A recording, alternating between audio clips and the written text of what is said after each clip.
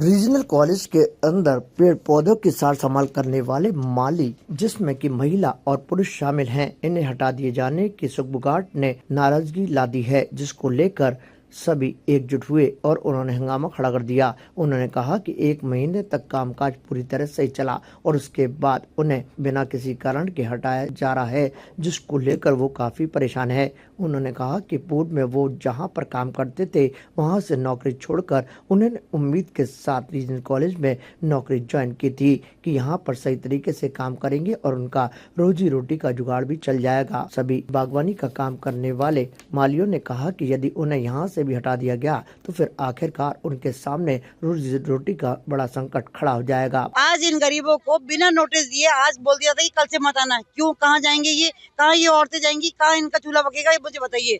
क्यों बिना नोटिस के इनको क्यों रवाना कर दिया गया? क्या गलती? अगर गलती भी हो गई, माफी मांग ली। मैं कल आई, इनसे बात करी, मैंने माफी मांग ली, फिर क्यों क्या हुआ?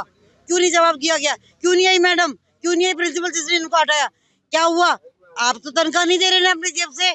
इन गरीबों की तनख्वाह मारोगे क्या? इन लोगों को बेघर करोगे? नहीं भैया, हम तेरा चूल्हा नहीं पका देंगे।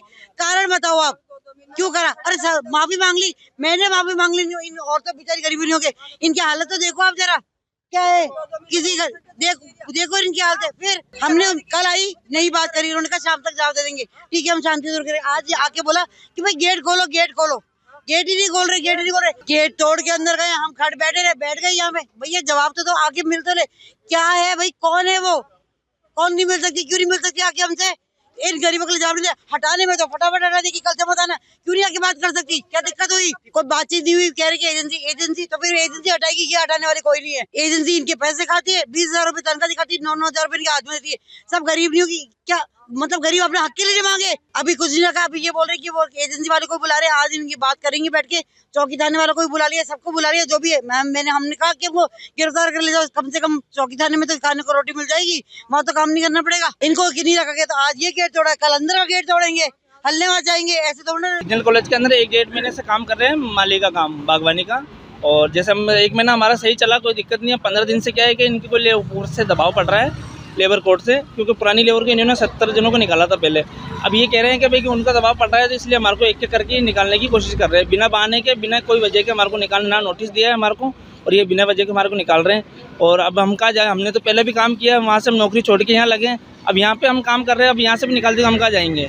हम तो ना तो इधर के ना उधर के रहे सर, ये है चीज़। अब सारी लेबर को ये धीरे धीरे निकाल रहे हैं और अब इसमें हम क्या कर सकते हैं सर? हम कहाँ जाए? हमारा तो राय नहीं है सर, ना हम उधर से रहे ना इधर से रहे।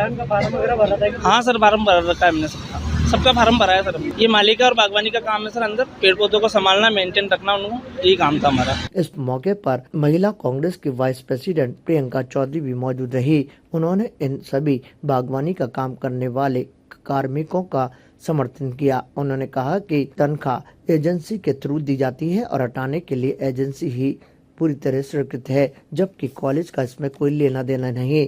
उसने ये भी आरोप लगाया कि जिस एजेंसी ने इन कार्मिकों को लगाया वो एजेंसी तनख्वाह के नाम पर भी काफी कटौती करती है।